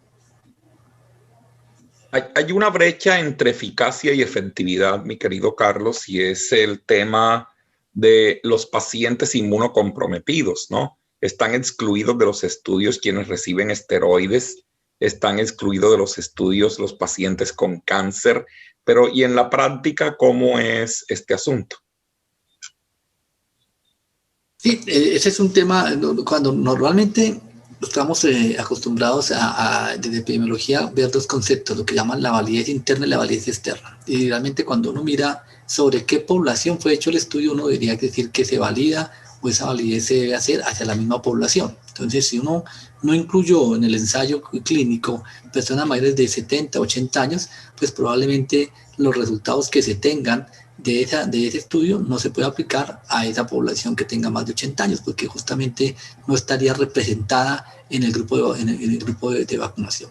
Esa es una realidad, y aquí nuevamente dentro de la misma pragmatismo de la aplicación de vacunación masiva se está colocando en algunos grupos que tienen doble connotación, es decir, no se incluyeron, no fueron representados específicamente en varios de los ensayos clínicos, pero adicionalmente son las poblaciones que tienen más riesgo, o algunos de ellos tienen más riesgo de complicar, de que se infectan naturalmente, de complicarse. Y eso hace que, a pesar de esa baja representación, pues sopesando el riesgo-beneficio, se decide también hacerlo incluyendo a estas poblaciones, que es lo que veíamos hace un tiempo, al primer comienzo del año, con la discusión de la vacuna, y que sigue siendo real, de la vacuna de AstraZeneca en la población de más de 65 años, en el cual pues, varios países decidieron no incluir, no hacer la vacunación, más que por seguridad, porque realmente no hay esa representatividad en algunos grupos. Eso es verdad, pero yo creo que ahí nos toca nuevamente sopesar riesgo-beneficio, qué es lo que tenemos, disponible, y en este escenario pues también actuar de una forma pues coherente con esa realidad. Doctora Cini, una pregunta pequeña para el que la pueda responder. ¿Ustedes creen que estamos cerca de producir vacunas en Colombia, sea diferentes o genéricas a las vacunas que hay actualmente, o estamos muy lejos en Colombia de verdad de producir vacunas? Pues en este momento, ay, qué pena, doctora Naya. No, ni más faltaba, sigue. Quien está más cerca en este momento, casualmente, más que los laboratorios que conocemos, es el mundo veterinario. Laboratorios Becol ya se ha expresado el interés de negociar lo que se llama el fill and finish, que es llenar y empaquetar.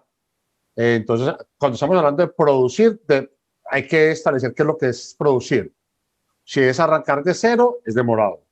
Pero si es traerlo, por así decirlo, en el tanque y el fill and finish, si Becol ya dijo que podría hacerlo, y pareciera ser pues que el mundo veterinario tendría más posibilidades en este momento, pero no sé de las otras. Desafortunadamente, pues el Instituto Nacional de Salud hace unos 20 años fuimos líderes en producción de vacunas y sueros antiofídicos en la región, pero pues ya eso fue pasado, pero en este momento está más cerca del mundo veterinario. Sí, si quiere, doctora Naya, complementarla. Esta es la realidad de nuestro país desde el punto de vista de ciencia, tecnología e innovación en salud y en general. Somos el país de los libros. Ustedes saben, o si no les cuento, que durante el 2019 estuvimos recorriendo el país en la misión de sabios, mal llamada así, y en el libro de El foco de ciencias de la vida y de la salud, el tomo 6, se dan todas las recomendaciones para la generación de biotecnológicos en el país. Esos libros, desafortunadamente, como todos los que yo muestro en esta gráfica, pues los leen muy pocos. Y en realidad el problema del desarrollo de la ciencia, tecnología e innovación en Colombia no es falta de recursos técnicos ni de recursos humanos. Lo que hay aquí es gente muy capacitada y con ganas. Lo que falta es una política de Estado, no de gobierno, una política de Estado para la regulación e independencia farmacéutica en cuanto a biotecnológicos, no necesariamente vacunas, sino todo lo que tiene que ver con biotecnología. Y yo soy de los que piensa conocimiento de causa, después de haberle dado la vuelta a Colombia como 3 veces en el 2019, que en Colombia tenemos todas las capacidades para hacer vacunas y biotecnológicos. Ahora bien, eso no se hace de la noche a la mañana. Tardaríamos por lo menos entre 3 o 4 años para ser capaces de tener esa independencia, que es muy distinto de la transferencia de conocimiento y de decir, préstenos nosotros la materia prima y nosotros la reproducimos aquí o las empaquetamos acá, que es lo que ustedes mencionaron ahora. Pero yo creo que en Colombia tenemos la capacidad, lo que nos ha faltado es voluntad estatal, voluntad política para que esto se lleve a cabo. Muchas gracias. De acuerdo con el doctor Anaya y con Jaime, yo creo que ese es el resumen. Me parece que en realidad sí se puede hacer, es voluntad y obviamente pensando no para vacunar, para hacer vacuna contra COVID, sino de pronto más adelante, es decir, si se hace, sí puede ser una parte inicial, puede ser lo de empaquetar vacunas, que lo podemos decir de esa manera como se hace con medicamentos. La otra ya es no solo sino hacer todo el proceso, que también se puede hacer con transferencia de tecnología, transferencia de conocimiento, y también depende de qué vacuna. O sea, no es lo mismo hacer una vacuna de virus inactivado o hacer una vacuna de ARN mensajero, que tampoco es que sea imposible, pero requiere tecnología y requiere tiempos para poder hacer la logística de infraestructura. No es un imposible, pero pues requiere voluntad política y plata. Bueno, yo creo que ya para terminar, pues yo creo que este foro nos deja pues, varios mensajes. Uno es que Colombia, a pesar de empezar la vacunación, estamos todavía empezando el proceso, por lo tanto nos tenemos que cuidar y yo creo que es claro lo que nos dicen los 3 panelistas, es decir, puede haber otro tipo o lo va a haber. No sabemos de qué magnitud, puede ser más pequeño, pero verdaderamente no podemos dejar las medidas. Y segundo, yo creo que nos han mostrado que la vacunación es una medida supremamente adecuada para controlar la enfermedad en el tiempo y que la podemos controlar, y yo creo que nos debemos vacunar y todos esos mitos que hay alrededor pues los deberíamos desde el punto de vista de la ciencia eliminar y vacunar. No sé si el doctor Assini tenga algo para finalizar. Doctor Assini, ¿algo para finalizar? No, yo creo que ya estamos para terminar.